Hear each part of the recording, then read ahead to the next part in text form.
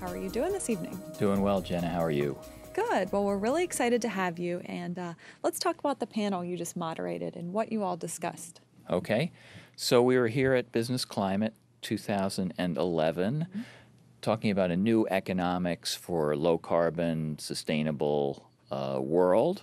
We had President Figueres, the former president of Costa Rica. We had business consultants Andrew Winston and Amy Christensen. I hope I don't forget anyone. We had author Zachary Karabell, Gypsy Rainey from the Demings Institute, and John Fullerton, who's a very interesting former investment banker with J.P. Morgan, now working with a group called Natural Capital Institute.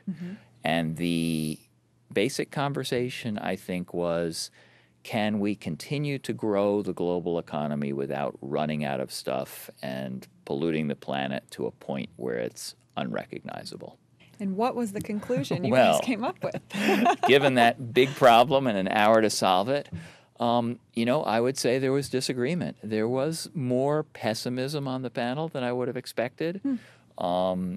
So there were those who say we have to redefine growth, that we can't continue to allow everyone on the planet to aspire to a middle class or upper class standard of living like we enjoy here in the United States, that we're running out of air, clean air, we're running out of the ability to put carbon in the environment, we're running out of materials, and so we need radical change in the way business is done. Others, I think, felt that, yes, we need to radically change the way business operates, but human ingenuity, invention, innovation will help us find a way through this crisis, and that we can continue to grow the economy, grow the global economy, and bring hundreds of millions more people out of poverty, just the way we have in the last 10, 20, 30 years. It's true. The latter sounds a little more optimistic. Definitely more optimistic.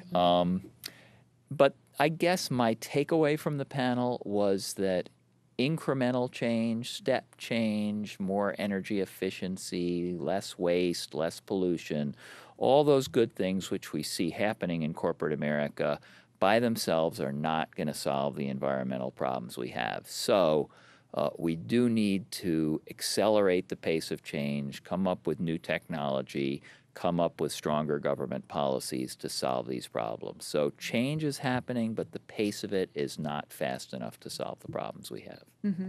And I'd like to just briefly discuss, you're a contributing editor at Fortune magazine, and do you focus on sustainability and environmental concerns? Yeah, I write about business and the environment for Fortune, which is my former full-time employer, now part-time employer. I also write about it for greenbiz.com, which is a site about sustainable business, and for my own blog. So this is what I do every day. Great. Well, we will look for your articles in all those places.